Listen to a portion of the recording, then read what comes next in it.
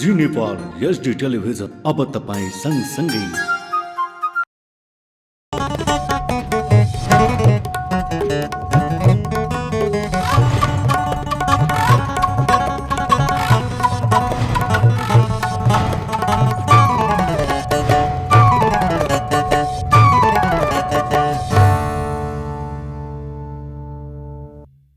नमस्कार, जी नेपाल न्युजमा यहाँलाई स्वागत छ। म खेमा जोशी। सुरु गरौं प्रमुख समाचारका शीर्षकहरूबाट।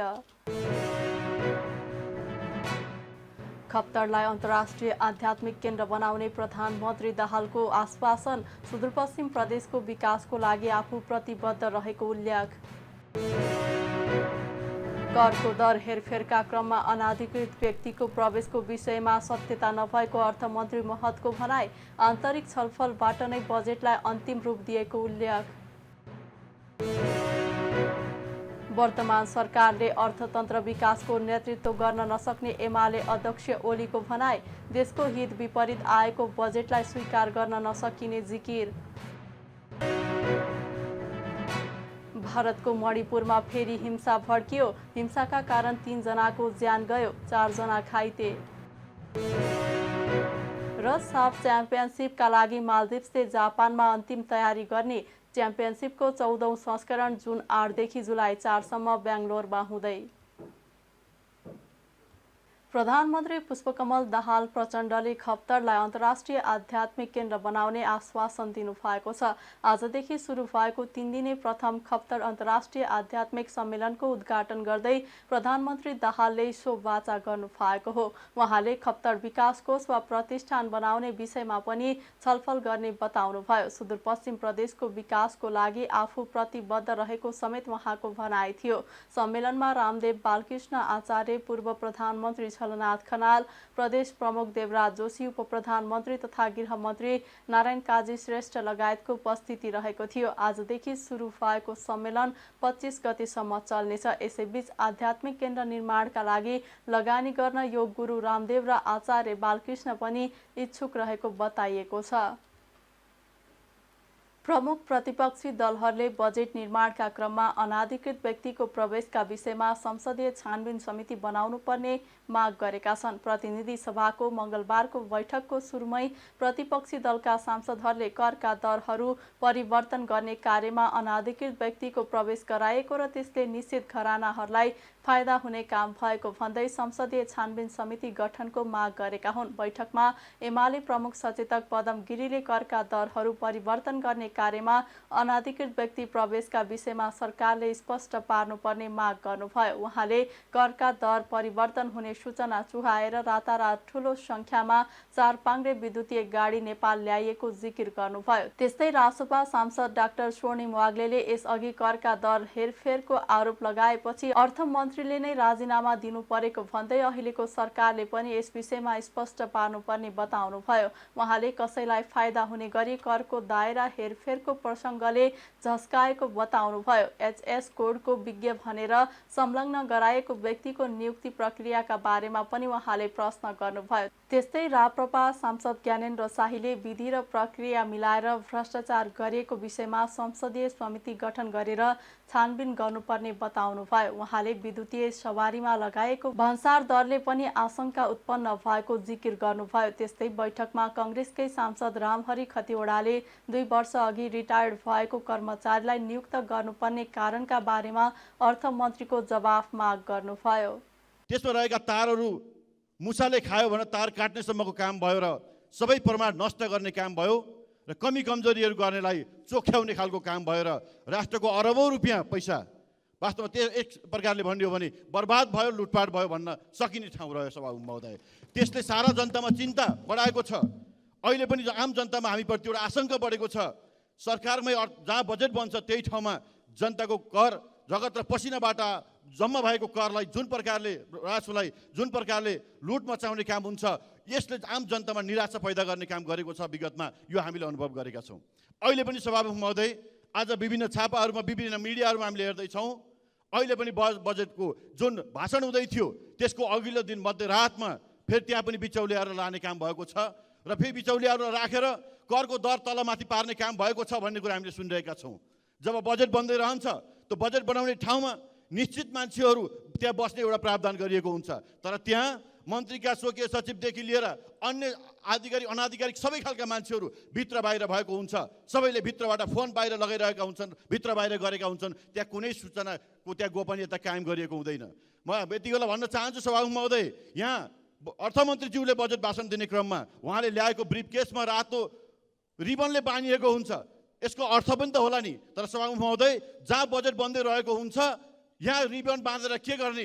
त्यहाँभित्र बिचौलियाहरू बसेका हुन्छन्, बिचौलियाहरूको इन्ट्रेस्टमा बजेट बन्ने काम भएको हुन्छ भन्ने कुरा हामीले सुन्नु पर्दा योभन्दा दुर्भाग्यपूर्ण के हुन्छ सभामुख महोदय? आज आम नेपाली जनताले यो विषय प्रष्ट रूपमा बुझ्न पाउनुपर्छ भन्ने हाम्रो माग छ। हामी सुशासनको पक्षमा, हामी पारदर्शिताको पक्षमा छौँ। हरेक खालका नीतिगत भ्रष्टाचारका विरुद्धमा नेकपा एमाले दृढताका पूर्वक उभिएको छ। त्यसकारण हामी भन्न चाहन्छौँ सभामुख महोदय, यो यथार्थ के हो यसको विषयमा माननीय अर्थमन्त्रीज्यूले रोस्टममा आएर चित्त बुझ्ने गरी जवाफ दिनु पर्यो। होइन भने हामीलाई चित्त बुझेन भने संसदीय छानबिन समिति बनाएर यसलाई छानबिन गरेर अगाडि बढ्नुपर्छ भन्ने पक्षमा हामी छौँ सभामुख महोदय। यसका निम्ति हामीले फेरि पनि माग गर्न चाहन्छौँ। Harmonised system, harmonised commodity description and coding system HS code का एकजना विज्ञलाई संलग्न गराइएको भनिएको दाबी बाहिर आएको छ। हजारौं भन्सारका कोड र नोमेनक्लेचरको जटिलता, व्यापकता र महत्त्व हामी बुझ्दछौँ, हाम्रो पार्टीले बुझ्छ। तर यही जटिलताले गर्दा त्यहाँ खेल्ने ठाउँ हुन्छ, अङ्कहरू बढाउने घटाउने गरिन्छ, धेरैलाई यसको जानकारी र चासो नै हुने गर्दैन। अर्थमन्त्रीको स्पष्टीकरणमा यी 3 उत्तर आउन् भन्ने मेरो आग्रह छ। 1, यो वर्ष षड्यन्त्रमूलक ढङ्गले निश्चित व्यापारिक घरानालाई अनुचित लाभ हुने गरी अपारदर्शी ढङ्गले करका दरमा हेरफेर गरिएको छ कि छैन? 2, HS कोड हार्मोनाइज सिस्टमको विज्ञ भनेर संलग्न गराइएका व्यक्तिलाई विधि र प्रक्रिया पुर्याएर सल्लाहकारीय भूमिकामा राखिएको हो कि होइन? र 3, 30 वर्षसम्म 3 करोड जनसङ्ख्या भएको देशमा HS कोडका दरहरू टाइप गर्न सक्ने जनशक्तिको आकार के 1 जना वा 2 जना मात्रै हुन्? कि यसमा सिङ्गो भन्सार प्रणालीको संस्थागत सुधार गरेर WCO वर्ल्ड कस्टम्स अर्गनाइजेसन नामक अन्तर्राष्ट्रिय संस्थाका अन्तर्राष्ट्रिय स्ट्यान्डर्ड्स, मानक र मेथोडोलोजी अवलम्बन गर्न सक्ने 100औं जनाको प्रोफेसनल काडर बनाउन यो वर्ष अर्थमन्त्रीको इमान्दार पहल होला कि नहोला? तर यस वर्षको जेठ 14 गते राति आर्थिक विधेयक फाइनल गर्ने क्रममा भन्सार विभागका पूर्व नासु रामकृष्ण श्रेष्ठलाई सहभागी गराइएको भन्ने छ। यो वास्तविक कुरो के हो? अर्थमन्त्रीले अगाडि बसेर रोस्टमबाट हामीलाई जवाफ चाहिन्छ।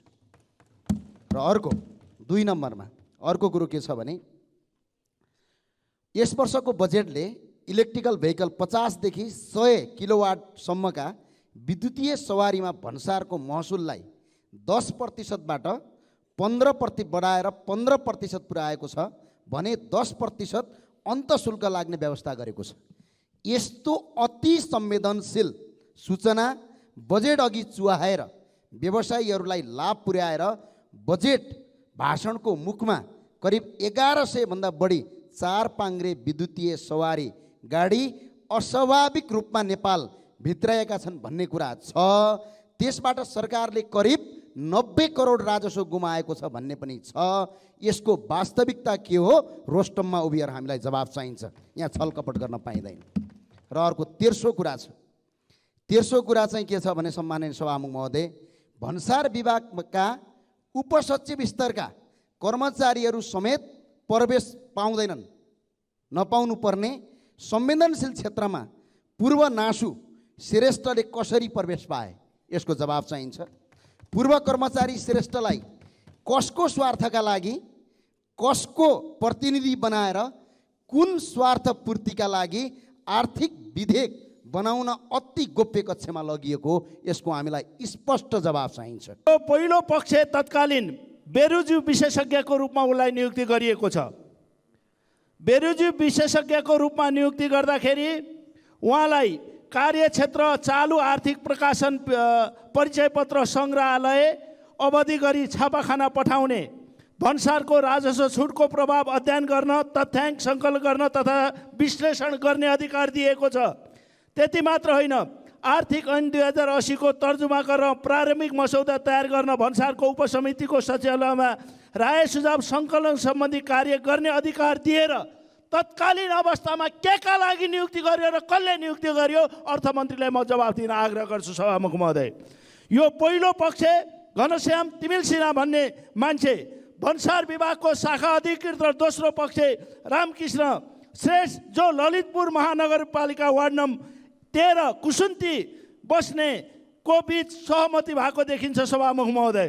यो अवस्थामा कतिपय कुराहरू यहाँ आएका छन्।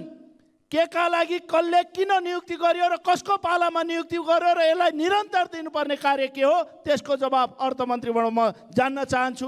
त्यस्तै सांसद अमरेश कुमार सिंह र नेमकिपा सांसद प्रेम सुवालले पनि करका दर हेरफेरका विषयमा अनाधिकृत व्यक्ति प्रवेशका विषयमा संसदीय छानबिन हुनुपर्ने माग गर्नुभयो। अर्थमन्त्री डाक्टर प्रकाश शरण महतले बजेट निर्माणका क्रममा अनाधिकृत व्यक्तिको प्रवेशको विषयमा सत्यता नरहेको बताएका छन्। आज प्रतिनिधि सभा बैठकमा सांसदहरूको प्रश्नको जवाब दिँदै अर्थमन्त्री महतले बजेट निर्माणका क्रममा आफूले इमानदारपूर्वक काम गरेको भन्दै करको दर हेरफेरका क्रममा अनाधिकृत व्यक्तिको प्रवेशको विषयमा सत्यता नभएको बताएका हुन्। एक रिपोर्ट। अर्थमन्त्री डाक्टर प्रकाश शरण महतले आगामी आर्थिक वर्षको बजेट बनाउँदा आर्थिक विधेयकमा चलखेल नभएको बताएका छन्। आज प्रतिनिधि सभामा जवाफ दिँदै डाक्टर महतले 14 गते राति अनाधिकृत व्यक्तिले करका दरमा चलखेल गरेको विषय आधारहीन भएको बताएका हुन्। आज प्रतिनिधि सभा बैठकमा सांसदहरूको प्रश्नको जवाफ दिँदै मन्त्री महतले बजेट निर्माणका क्रममा आफूहरूले इमानदारीपूर्वक काम गरेको भन्दै करको दर हेरफेरका क्रममा अनाधिकृत व्यक्तिको प्रवेश सत्यता नभएको बताएका हुन्। इमानदार भएर काम गर्न कति कठिन हुँदो रहेछ। इमानदार हुँदाखेरि प्रश्नमाथि प्रश्न उठ्दो रहेछ। एउटा पत्रिकाले एउटा न्युज पटक पटक दोहोऱ्याउँछ र त्यसैलाई हामी सत्य ठान्दछौँ। तर वास्तविकता के हो भने यति पारदर्शी ढङ्गबाट कुनै पनि प्रभावबाट मुक्त भएर मैले काम गरेको छु। उनले राजस्व परामर्श समितिको सुझाव र आन्तरिक छलफलबाट नै बजेटलाई अन्तिम रूप दिएको भन्दै त्यसको सम्पूर्ण जिम्मेवारी आफूले नै लिने जिकिर समेत गरे। विद्युतीय गाडीको विषयमा उनले सानो क्षमताका लागि कम र ठुलो क्षमताका लागि त्यही अनुसारको कर लगाएको भन्दै केही विरोधीहरूले अनावश्यक हल्ला फैलाएको पनि बताए। म माननीय सदस्यज्यूहरूलाई सभामुख महोदय मार्फत पूरा विश्वास दिलाउन चाहन्छु। यो निर्णय गर्ने ठाउँमा त यो निर्णय गर्ने भन्दा अरू चाहिँ हुनै सक्दैन। यो निर्णय भइसकेपछि अब त्यसलाई चाहिँ टाइप गर्नु पर्यो, व्यवस्थित गर्नु पर्यो, इन्ट्री गर्नु पर्यो। यो सब गर्नको लागि त सहयोगी चाहिन्छ। त्यही सहयोगी लिने क्रममा म आउनुभन्दा अगाडि नै अघि एकजना मान्यज्यूले यो राखी पनि सक्नु, म आउनुभन्दा अगाडि नै नियुक्ति रामकृष्ण श्रेष्ठजीले प्राप्त गरिसक्नु भएको थियो र उहाँले 30औं वर्षदेखि यही काम गर्दै आउनुभयो र यसमा उहाँ दक्ष मानिनुहुन्छ र अनुभवी, दक्ष, इमान्दार भनेर रिकग्नाइज व्यक्तित्व हुनुहुनेछ। मलाई त्यो व्यक्तिगत रूपमा मेरो चाहिँ कुनै त्यो चिन्जानी पनि थिएन र उहाँको काम भनेको सम्बन्धित त्यो आधिकारिक व्यक्तित्वहरू छन्। आधिकारिक व्यक्तित्वहरूले आधिकारिक रूपमा निर्णय भएको करका दरदेखि लिएर संशोधन आदि इत्यादि जे छ त्यसलाई चाहिँ त्यो निर्णय प्रक्रियामा बसेका पदाधिकारीको आदेश अनुसार ल यो यसरी चाहिँ तपाईले भर्नुहोस् भनेर भर्नको लागि उहाँ चाहिँ वर्षौंदेखि यो काम चाहिँ लगातार गर्दै आउनु भएको छ। त्यसै प्रयोजनको लागि सायद मभन्दा अगाडिको अर्थमन्त्रीज्यूले पनि त्यहाँको आवश्यकता, उसको आवश्यकता छ भनेर नै उहाँलाई नियुक्ति गर्नुभयो र यो हार्मोनाइज कोड यो तमाम विषयसँग विज्ञता भएको हुनाले यो कुरा उहाँलाई चाहिँ गरियो र उहाँ चाहिँ आधिकारिक रूपमा कर्मचारीकै रूपमा उहाँले सहयोगीको भूमिका निर्वाह गर्नुभयो, न कि यो निर्णय प्रक्रियामा उहाँ हुने त कुरै भएन। प्रभाव र दबावमुक्त भएर काम गर्ने प्रतिबद्धताका साथ अर्थ मन्त्रालय छिरेको भन्दै त्यही प्रतिबद्धताका आधारमा आफूले काम गरेको उनले उल्लेख गरे। अर्थमन्त्री महतले करको दर हेरफेरबारे आफूहरूले नै निर्णय गरेको दावी समेत गरे। उनले निर्णय भएको इन्ट्री गर्न भने पूर्व नायब सुब्बा रामकृष्ण श्रेष्ठलाई सहयोगका रूपमा लिएको स्वीकार गरे। आफू मन्त्रालयमा आउनुभन्दा अगाडि नै सहयोगका लागि श्रेष्ठको नियुक्ति भइसकेको पनि उनले बताएका थिए। करको दर हेरफेरबारे आफूसहित आधिकारिक व्यक्तिहरूले निर्णय गरेको उनले दावी गरे। उनले निर्णय गरिसकेको निर्णय प्रक्रियामा बसेका पदाधिकारीहरूको उपस्थिति र निर्देशनमा इन्टर गर्ने काम मात्र भएको पनि बताएका छन्। जी नेपाल 4 टेलिभिजनका लागि विक्रम दाहाल, काठमाडौँ।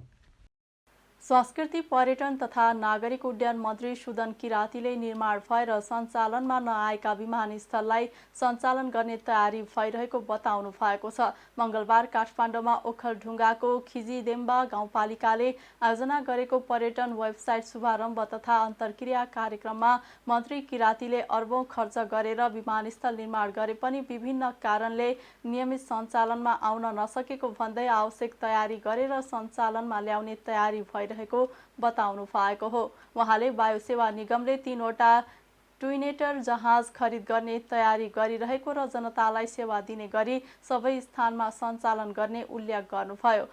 आफूले मन्त्रालयको कार्यभार सम्हालेपछि निगमलाई सुधार गरेको र 4 अर्ब ऋण तिरेको भन्दै उहाँले ऋण तिर्न बाँकी भए पनि नयाँ जहाज खरिद गरिने जिकिर गर्नुभयो। उहाँले निगमसँग धेरै जहाज नभएका कारण नेपालीहरू महँगो तिरेर अन्य विमान चढ्न बाध्य भएकाले अब भैरवा क्वालालम्पुर भैरवा 11,000मा नै उडाउने बताउनुभयो। मन्त्री किरातीले देशमा सुधारको काम गर्न खोज्दा आफूलाई चारैतिरबाट घेराबन्दीमा पार्ने र बदनाम गर्ने काम भएको गुनासो गर्नुभयो। यसअघि मन्त्रीबाट हुने नीतिगत भ्रष्टाचारका कारण निगम धराशयी भएको भन्दै आफू निडर भएर सुधारको बाटोमा अघि बढ्ने उहाँले बताउनुभयो। खर्च गरेर एयरपोर्ट बनाउने, हवाई जहाज नउडाउने भए त मजा आएन नि। त्यो त आलोचनाको पात्र मात्रै भयो नि। दृष्टिकोणको हिसाबले त हामी त त्यो त एकदमै आँखै देख्न नसक्ने जस्तो भयो नि। त्यसकारणले नयाँ एयरपोर्टमा अहिले धेरै बल नगर्ने, भएको एयरपोर्टलाई फुल फेजमा पहिला चलाउने र आम जनताको विश्वास लिने, नत्र कसरी हुनसक्छ। 22वटा एयरपोर्टहरू त गौचरण।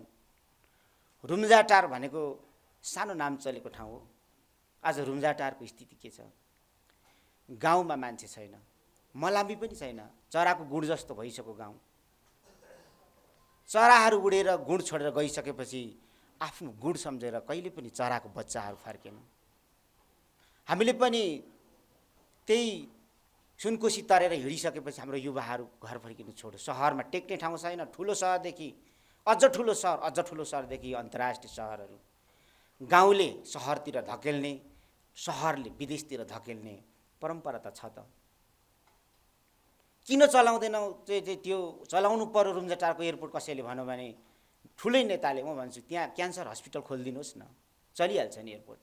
विकास जति जम्मै यता केन्द्रित गर्ने, गाउँ उजाड बनाउने, अनि रुम्जाटार एयरपोर्ट चलेन भनेर दबाब गरेर त हुँदैन नि। केही नेताहरूलाई भनेको पनि छु। अब कुरा के भयो भने जहाजको हालत यस्तो छ। म मन्त्री भएर आइसके पछाडि यो जहाजलाई मजाले तपाईँको हेर्दा त यसको नलीखुट्टाभित्रको मासीसम्म चुसेर खाइसकेको रहेछ। नेताको कमाउने, खाने, पिउने र रमाउने ठाउँ पनि रहेछ। त्यति सजिलो ठाउँ क्या त्यो। कहिले चक्का हरायो, त्यो त कुखुराको पोथी होइन रहेछ नि त, जहाज रहेछ नि त। एउटा चक्कामै करोडौँ हुँदो रहेछ त, चक्का नहराइ के हराउँछ त? हेर्नुहोस् त कति धेरै विसङ्गति। मन्त्रीले त खायो, मन्त्रीको साडदाई, साडभाइ, साली, मितबाउ, मितामा जम्मै त्यही खानुपर्ने। एउटा सिओ नियुक्ति गर्नको निम्ति करोडौँ लिएपछि अनि त्यसले बिजनेस प्लान बनाउँछ कि पैसा कमाउने प्लान बनाउँछ? विसङ्गति यहीँबाट भयो। फेरि स्थायी राजनीति भएन। तपाईँहरू अहिले गल्फ खेलेर फर्किँदाखेरि मन्त्री परिवर्तन भइसकेको हुन्छ जस्तो थियो। गल्फ खेल्नु जाँदा एउटा मन्त्री, फर्किँदा अर्कै मन्त्री जस्तो भयो नेपालमा। त्यसले पनि हाम्रो विकासमा अवरोध नै गर्यो। हेर्नुहोस् त, अहिले जहाज किन्ने भन्दैछौँ, यो टोटली पुरै ऋण तिरिसकेको होइन है, फेरि भ्रम नहोस् है। यो त लाउडा काण्डादेखिको ऋण छ, यो त धमिजा काण्डादेखिको ऋण छ। कोभिडमा 3 डबल ऋण बढायो, 11% ब्याज छ। विश्वको कतिपय ब्याङ्कहरूले 2%मा दिन्छु भन्दा पनि यहाँ लिनु सकिँदैन। किन भन्दा नाफा खायो, 1मै दिन त 2मा लियो भन्छ क्या। यहाँ 11मा हुँदा आनन्दै हुने, 2मा लियो भने 1मै दिन थियो नि भनेर अर्को निक्लिहाल्ने क्या। न उड्दा सुख न बस्दा सुख, केही गर्दा सुख छैन। अघि उहाँले मानिसजीले भन्नुभयो, कहाँबाट च्यात्न सकिन्छ, कहाँबाट उधार्न सकिन्छ। हाम्रो त खालि संस्कृति नै त्यस्तो भयो। हामी आएको 4 महिना भयो, हामीले 3 महिना अगाडि नै यसलाई टिकटिङ बनाएर धेरै कुरा व्यवस्थित गर्दै ल्याउँदाखेरि हामीले 4 अरब ऋण तिर्यौँ। हामी आएको समयलाई तुलना गर्दा हेर्दा चाहिँ हामी एकदम हाई नाफामा छौँ। 4वटा जहाज छ, 4वटा जहाजले कमाउनु परेको छ। अनि 4 अरबको छेउछाउ ऋण मात्रै तिर्नु, 3टा जहाज आफैले किन्ने भयौँ। 3टा जहाज किन्ने भएको यतिखेर म भन्छु नि, म बन्झाक्रीको घेरामा छु। यो मन्त्री हुनु भनेको त भूतसँग सङ्गत गर्नु रहेछ। साधारण धामीले हुँदैन रहेछ यो भूत प्रेतलाई पन्साउनको लागि। यहाँ त ब्रह्मास्त्र जगाएर हिँड्ने, वीरमसान जगाएर हिँड्ने धामी चाहिँदो रहेछ क्या। हामी त सोझो मान्छे, मन्त्र नै छैन क्या हामीसँग त। खालि छ भने गरौँ भन्ने अलिकति हुटुटी र छातीभित्र इमान्दारी त केही छैन। यहाँ त घुस खानुको निम्ति जान्नै पर्दैन रहेछ, जम्मै गुरुहरू आइहाल्दो रहेछ सिकाउनु। यताबाट आए यतिको क भन्दो रहेछ क्या, पुरा भन्दैन रहेछ। यताबाट आए यति क ख त्यहाँ पढ्नु पर्दो रहेछ। अझ अहिले त के गर्नु थालेछ भने चाइनिज व्यापारीले जस्तो यसो गरियो भने यति भनेर मोबाइलको क्यालकुलेटर यसो देखाउँछ, रेकर्ड गर्छ भनेर क्या पनि रहेछ। यो सोझो राईको छोरोले पनि सिक्नु पर्यो क्या, के सिक्नु पर्ने पर्ने। कमसेकम यो भ्रष्टाचारलाई मात्रै हामीले नियन्त्रण गर्न सक्यौँ भने देश विकास धेरै नै अगाडि बढ्न जान्छ। यहाँ त भ्रष्टाचार त ठिक उल्टो अहिले त छ। पहिला व्यापारीहरूबाट उठाएर कर्मचारी हुँदै माथि जान्थ्यो, कता कता बन्झाक्रीको गुफातिर। अहिले त माथिबाट सेटिङ हुँदो रहेछ, मन्त्रीबाट। ठ्याक्क बजेट बनाउने बेलामा मन्त्रीले सेटिङ गर्यो, त्यसै छानेको मान्छेलाई तल लगेर व्यापारीलाई दिएपछि त्यहाँबाट यति प्रतिशत घ्वाप्पै आइहाल्दो रहेछ। सजिलै क्या। अनि पो जम्मै नेता हुनु खोज्दो रहेछ त देशमा। र अब यो जहाज हेर्नुहोस् त, यो जहाज अहिले हामीसँग 15-20वटा जहाज भएको भए संसारभरि हवाई कम्पनीमा देखिएको विकृतिमाथि हाम्रो बजार हस्तक्षेप हुन्छ। बजार हस्तक्षेप 8,000 पर्ने टिकट 4,000मा 3500मा हामी उडाइदिन्थ्यौँ नि त। खोइ मलेसियाबाट हामी उडाउँदैछौँ तब 11,000मा हाम्रो जहाज। अब भैरवमा हामी मलेसिया कोलालम्पुर टु भैरव 11,000, कहाँको 35,000 कहाँको 11,000। यहाँदेखि नेपालगञ्ज 8,000 10,000 लाग्छ भने त हामी त 3500मा उडाइदिँदो रहेछौँ नि त। तर उडाउँछ भनेर दिँदैन। यहाँ त जनताले सुविधा पाउँछ भनेर मान्छेहरू छेक्न लाग्छन् क्या। अनि उही सबभन्दा बढी देशभक्ति, जनप्रेमी, जम्मै राम्रा नाम जति उसको। जस्तो मानिलिउँ अहिले हामी 3टा टोइनेटर किन्ने भन्दैछौँ। मैले भनेको छु प्रणाली र प्रक्रियामा पारदर्शी हुनुपर्छ, कसैले 1 रुपियाँ पैसा खानु पाइँदैन। अहिले हामीले 3टा किन्यौँ भने 5वटा हुन्छ। 5वटामा 2टा पश्चिममा राखिदिने, 3टा काठमाडौँमा राख्ने भने त हाम्रो एयरपोर्ट कुनै पनि खाली हुँदैन। तर यो पहाडमा उडाउने घाटामै हो। तर वायु सेवा निगमको उद्देश्यमै लेखिएको कुरा जनतालाई सेवा दिने भन्ने छ नि त, नाफा खाने छैन नि त। विदेशतिर उडाउनेले नाफा कमाउने, ग्राउन्ड ह्यान्डलिङबाट नाफा कमाउने, जनतालाई सेवा दिने। एकजना सुत्केरी पनि रुम्जाटारमा लिनु पुगोस् हाम्रो जहाज, उपचारको अभावले नमरोस्, मान्छे छैन भनेर नफर्कियोस् बाटैबाट। अब यो त्यस कारणले एयरपोर्ट मात्रै बनाउने, जहाज नहुँदा चाहिँ एयरपोर्ट बनाएको चाहिँ त्यो चाहिँ एकदम पानीमा बालुवामा पानी खनाए जस्तै भएको हुनाले हो। अलिकति यहाँ जहाज तपाईँको चाहिँ आउनु बित्तिकै सबै एयरपोर्टमा एटेम्प गर्ने गरी हामी कार्यक्रम बनाउँछौँ र जे जस्तो छ त्यसलाई स्तरोन्नति गरेर सञ्चालनमा ल्याउने म प्रतिबद्धता जाहेर गर्न चाहन्छु। उहाँले पर्यटन देशको आर्थिक विकासको मेरुदण्ड भने पनि यस क्षेत्रको उचित विकास र प्रवर्धन हुन नसकेकाले नेपालीको मौलिक पहिचान सहितको पर्यटन विकासमा जोड दिनुभयो। कार्यक्रममा पोकली झरना 130 मिटर हुँदै चिलिम डाँडा, लाम्जे बौद्ध, खिजी चण्डेश्वरी, थोले देम्बा 3350 मिटरसम्मको पदमार्ग र उक्त स्थान हुँदै पिके दुधकुण्ड हिमालबाट सगरमाथाको आधार शिविरसम्मको नयाँ पथमार्गको घोषणा गरिएको थियो। नेकपा एमालेका अध्यक्ष केपी शर्मा ओलीले वर्तमान सरकारले अर्थतन्त्र विकासको नेतृत्व गर्न नसक्ने बताउनु भएको छ। मंगलबार प्रतिनिधि सभा बैठकमा बजेटमाथिको छलफलमा भाग लिँदै ओलीले वर्तमान सरकार नेपाललाई विकासित देशको रूपमा रूपान्तरण गर्न नसक्ने बजेट ल्याएको सरकारले अर्थतन्त्र विकासको नेतृत्व गर्न नसक्ने बताउनु भएको हो। उहाँले राष्ट्रिय तथा अन्तर्राष्ट्रिय प्रतिबद्धता, नेपालको समृद्धिका साथै देशको हित विपरीत आएको बजेटलाई स्वीकार गर्न नसकिने जिकिर गर्नुभयो। बजेट संसदबाट अङ्क गणितीय हिसाबले पास हुन सक्ने भए पनि व्यावहारिक रूपमा नै पारित हुनुपर्ने उहाँले बताउनुभयो।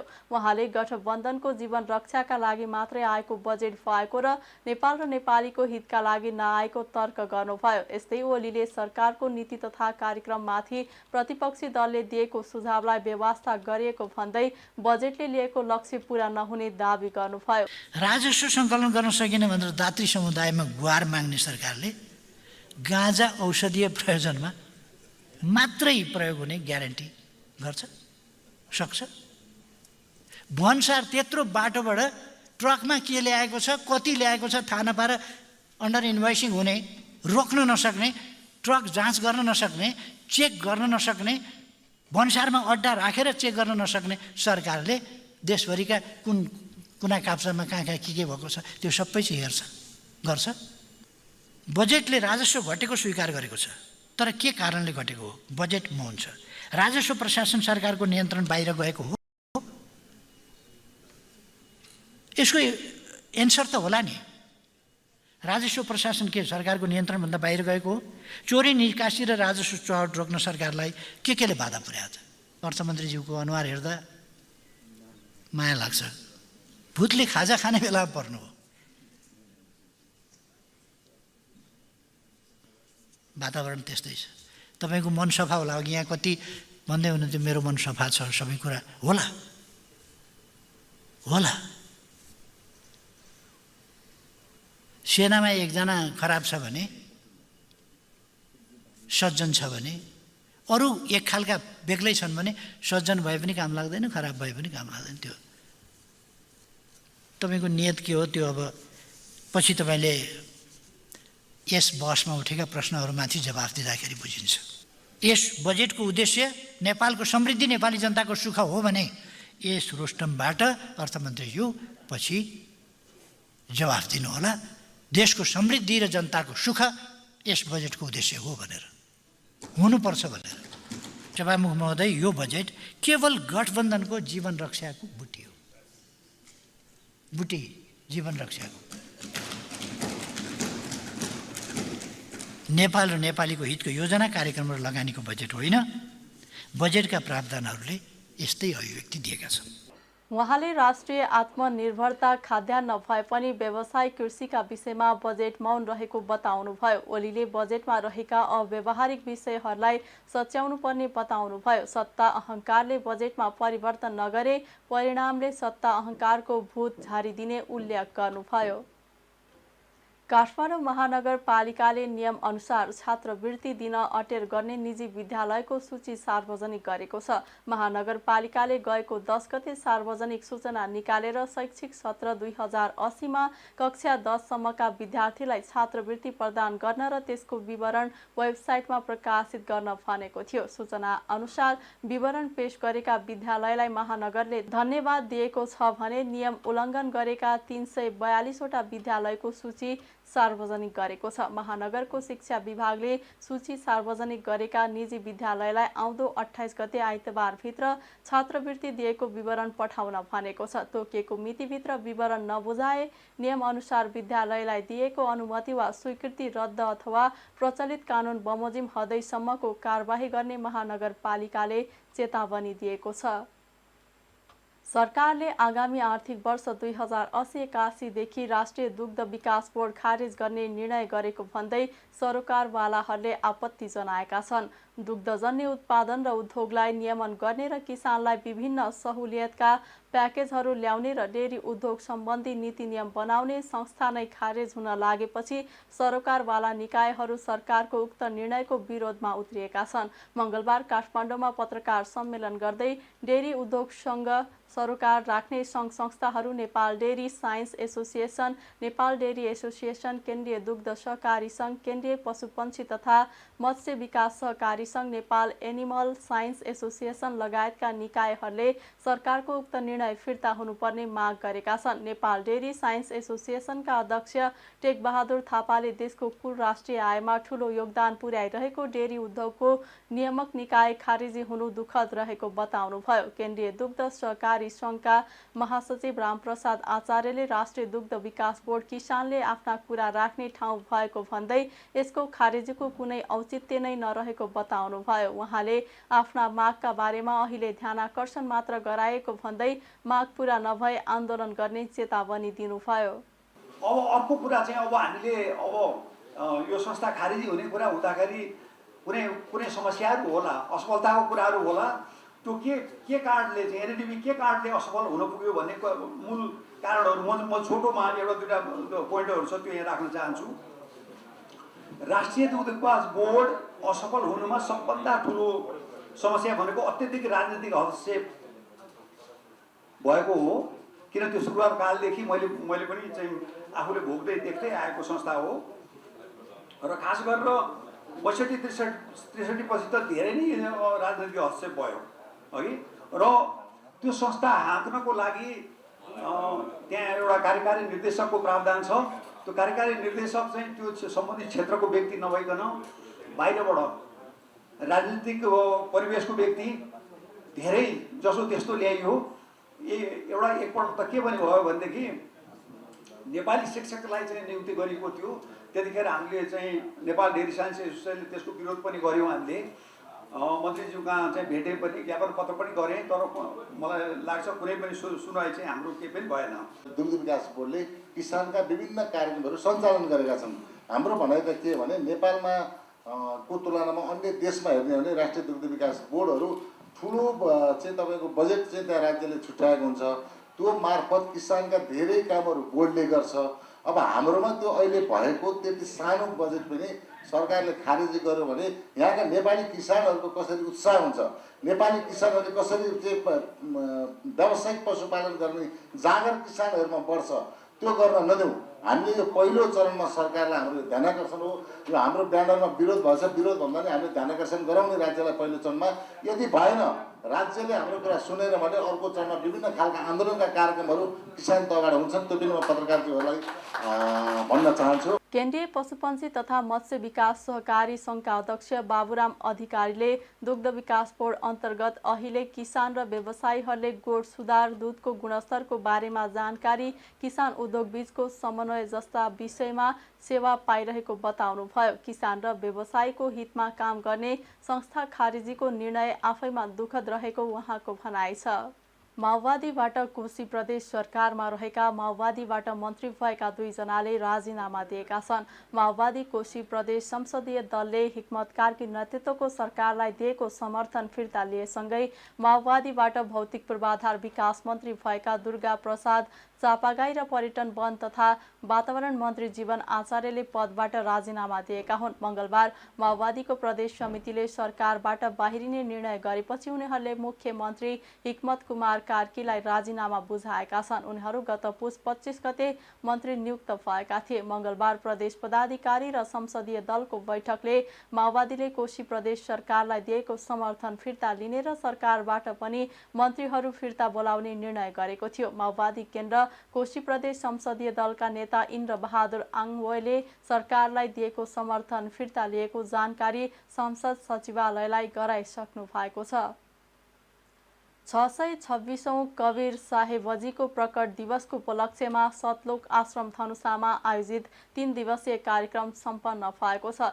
विशाल भण्डारा तथा अखण्ड पाठ कार्यक्रमको तेस्रो दिन ज्येष्ठ 21 गते आइतबार मध्य प्रदेशका प्रदेश सभासद माननीय हरिनारायण महतो, सशस्त्र प्रहरी मध्य प्रदेशका डीआईजी दीपेन्द्र शाह, पूर्व स्वास्थ्य मन्त्री सुरेन्द्र यादव, मध्य प्रदेशका पूर्व मन्त्री शत्रुघ्न महतो तथा सिराहा जिल्लाका पूर्व सभासद रामचन्द्र यादवको उपस्थितिमा पूर्ण परमात्माको आरती पाठ गरी कार्यक्रम सम्पन्न भएको छ। आरती सम्पन्न भएपछि कवीर साहेबको धरतीमा प्राकट्य लीला प्रोजेक्टरमा देखाएर सन्त रामपालजी महाराजको सत्सङ्ग पनि देखाइएको थियो। प्रदर्शनी स्थलमा विभिन्न किसिमका चित्रहरू लगाएर आम जनमासमा कवीर परमात्माको लीला तथा उहाँ नै परमात्मा भएको विभिन्न धर्म ग्रन्थहरूमा भएका प्रमाणका चित्रहरूबाट आध्यात्मिक तत्त्व ज्ञानको सन्देश दिएको छ। कार्यक्रम समापन भएपछि सर्व श्रद्धालुहरूलाई शुद्ध घिउमा बनेको र परमात्मालाई भोग लगाइसकेको हलुवा प्रसाद वितरण गरिएको थियो। 3 दिवसीय उक्त समारोहमा दाइजो मुक्त तथा आडम्बर मुक्त विवाह, रक्तदान शिविर, विशाल भण्डारा, निशुल्क मन्त्र दीक्षा लगायत विभिन्न किसिमका कार्यक्रमहरूको आयोजना गरिएको थियो, जसमा नेपाल तथा अन्य देशहरूबाट आएका सन्त रामपालजी महाराजका अनुयायीहरू सहभागी भएका थिए। उक्त कार्यक्रम अवधिमा जम्मा 81 युनिट रक्तदान, 28 नवजोडीहरूको सामूहिक अन्तर्जातीय दाइजो मुक्त विवाह भएको छ भने 600 भन्दा बढीले सन्त रामपालजी महाराजसँग मन्त्र दीक्षा ग्रहण गरेका छन्। सन्त रामपालजी महाराजको अपराध मुक्त स्वच्छ सभ्य समाजको निर्माण गर्ने अभियानलाई यस कार्यक्रमले निकै अगाडि बढाएको छ। 3 दिनमा यस कार्यक्रममा करिब 5 लाख भन्दा बढी संख्यामा श्रद्धालुहरूको सहभागिता रहेको थियो। आगामी दिनहरूमा पनि यस्ता कार्यक्रमहरूका माध्यमले समाजलाई सत्य ज्ञानको सन्देश दिने र विकृति मुक्त समाज बनाउने अभियान तीव्रताका साथ जारी रहने आयोजक पक्षले जनाएका छन्।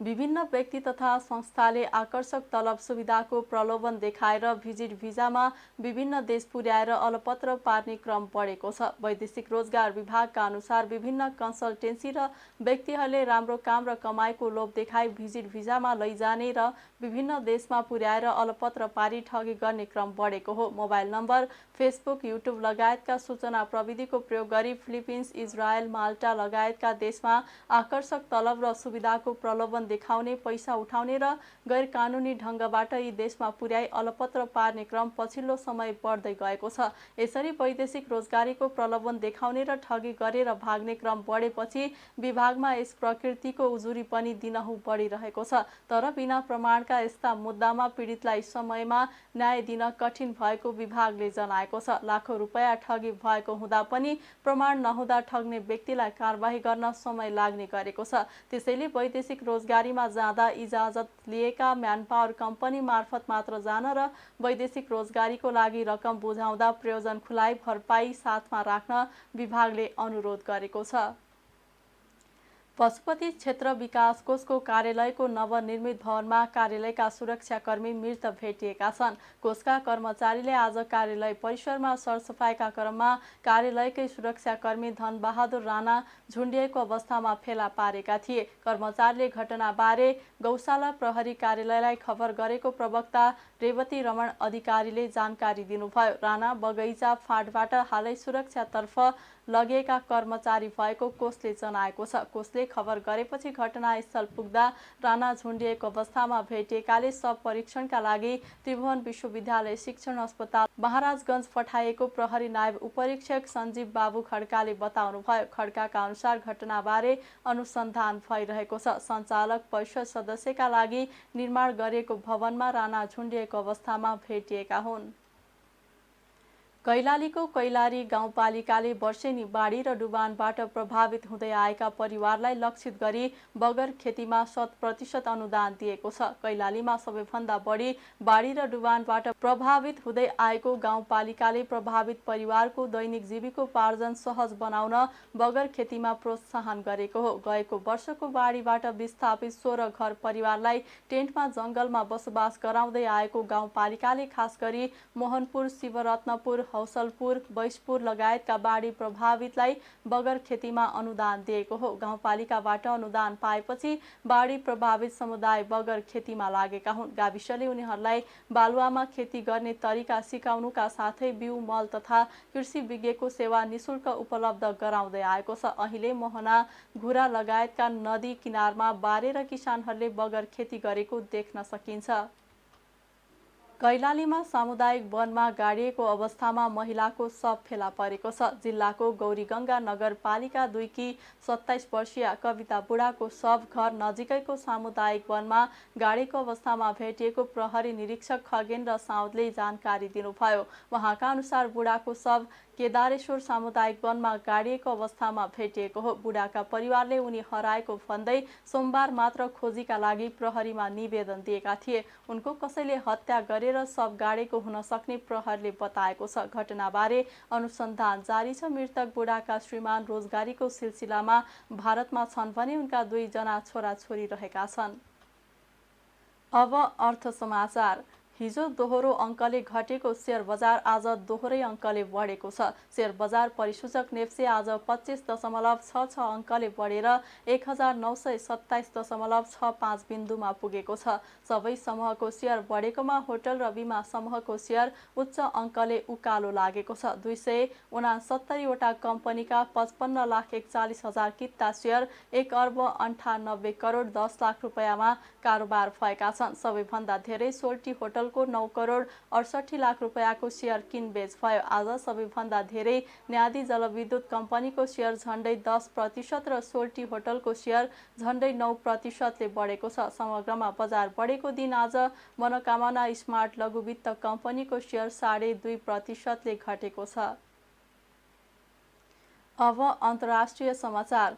भारतको मणिपुर राज्यको पश्चिमी इम्फाल जिल्लाको काङचुब क्षेत्रमा सोमबार फेरि हिंसा भड्किएको छ। 2 वटा सशस्त्र समूहको बीचमा भएको गोलीबारीमा 3 जनाको ज्यान गएको र अन्य 4 जना घाइते भएका छन्। समाचार एजेन्सी पीटीआईका अनुसार इम्फालको अस्पतालमा उपचार भइरहेको छ। मणिपुरमा भएको हिंसाको छानबिनका लागि केन्द्र सरकारले गुवाहाटी उच्च अदालतका पूर्व मुख्य न्यायाधीश अजय लाम्बाको अध्यक्षतामा आइतबार एक आयोग गठन गरेको छ। मणिपुरमा मेइती समुदायले अनुसूचित जनजातिको दर्जा दिनुपर्ने माग गर्दै आन्दोलन सुरु गरेका थिए। मेइतीको मागमा त्यहाँका जनजातिहरू नागा र कुकीले विरोध गरेपछि जातीय द्वन्द्व चर्किएको हो। मणिपुरमा मेइतीको जनसङ्ख्या 54% छ। उनीहरू धेरैजसो इम्फाल उपत्यकामा बस्छन्। 40% जनसङ्ख्या ओगट्ने नागा र कुकी प्राय पहाडी जिल्लाहरूमा बस्छन्। 2 समुदायका बीचमा सरकारले वैमनस्यता बढाइदिएको उनीहरूको आरोप छ। झडपबाट कुकी समुदायलाई बढी क्षति पुगेको पनि भारतीय सञ्चार माध्यमले जनाएका छन्। गएको मे 3 मा जातीय हिंसा सुरु भएता मणिपुरमा झडपको घटना भइरहेको छ। झडपमा ज्यान गुमाउनेको संख्या 80 भन्दा धेरै रहेको अधिकारीहरूले बताएका छन्। अब खेल समाचार। भारतमा हुने साफ च्याम्पियनसिपको लागि मालदिप्सले जापानमा अन्तिम तयारी गर्ने भएको छ। साफ च्याम्पियनसिपको 14औं संस्करण यही जुन 8 देखि जुलाई 4 सम्म भारतको बेङ्गलोरमा हुँदैछ। त्यसको तयारीका लागि मालदिप्सको राष्ट्रिय टिम सोमबार जापान प्रस्थान गरेको छ। मालदिप्सले जापानमा 10 दिन प्रशिक्षण गर्नेछ। मालदिप्सले 2 साता अघिदेखि नै साफ च्याम्पियनसिपका लागि घरेलु मैदानमै प्रशिक्षण सुरु गरेको थियो। मालेमा जुन 4 मा प्रशिक्षण सकिएपछि मालदिप्स अन्तिम तयारीका लागि जापान गएको हो। साफ अघि मालदिप्सले मैत्रीपूर्ण खेल खेल्ने प्रयास समेत गर्नेछ। मालदिप्सको टिम जापानबाटै मे 15 मा भारत आउने मालदिप्सको अनलाइन मिडिया राज्य.mb ले जनाएको छ। मालदिप्सलाई इटालियन प्रशिक्षक फ्रान्सेस्को मोरिएराले प्रशिक्षण दिइरहेका छन्। मालदिप्सको शीर्ष डिभिजनको लिग दिवेही प्रिमियर लिगको 3 चरणको खेलपछि लिग स्थगित गर्दै साफ च्याम्पियनसिपको तयारी गरेको हो। मालदिप्सको अन्तिम टोलीमा त्यहाँका 5 फरक क्लबबाट 23 खेलाडी छन्। साफ च्याम्पियनसिपमा मालदिप्स समूह बी मा छ। यस समूहमा लेबनान, बङ्गलादेश र भुटान छन्। समूह ए मा भारत, नेपाल, कुवेत र पाकिस्तान छन्। मालदिप्सले सन् 2018 मा पछिल्लो पटक साफ च्याम्पियनसिप जितेको थियो। पछिल्लो पटक सन् 2021 मा मालदिप्समै भएको साफमा भारत च्याम्पियन बन्दा नेपाल उपविजेता भएको थियो। खेल समाचारसँगै हामी जी नेपाल न्युजको अन्त्यमा आइसकेका छौँ। जाँदा जाँदै प्रमुख समाचारका शीर्षकहरू पुनः एकपटक। खप्तडलाई अन्तर्राष्ट्रिय आध्यात्मिक केन्द्र बनाउने प्रधानमन्त्री दाहालको आश्वासन। सुदूरपश्चिम प्रदेशको विकासको लागि आफू प्रतिबद्ध रहेको उल्लेख। करको दर हेरफेरका क्रममा अनाधिकृत व्यक्तिको प्रवेशको विषयमा सत्यता नभएको अर्थमन्त्री महतको भनाई। आन्तरिक छलफलबाट नै बजेटलाई अन्तिम रूप दिएको उल्लेख। वर्तमान सरकारले अर्थतन्त्र विकासको नेतृत्व गर्न नसक्ने एमाले अध्यक्ष ओलीको भनाई। देशको हित विपरीत आएको बजेटलाई स्वीकार गर्न नसकिने जिकिर। भारतको मणिपुरमा फेरि हिंसा भड्कियो। हिंसाका कारण 3 जनाको ज्यान गयो, 4 जना घाइते। र साफ च्याम्पियनसिपका लागि मालदिप्सले जापानमा अन्तिम तयारी गर्ने। च्याम्पियनसिपको 14औं संस्करण जुन 8 देखि जुलाई 4 सम्म बेङ्गलोरमा हुँदै। प्रमुख समाचारका शीर्षकसँगै अहिलेका लागि जी नेपाल न्युज सकियो। ताजा समाचार र मनोरञ्जनका लागि जी नेपाल 4K टेलिभिजन हेर्दै गर्नुहोला। नमस्कार।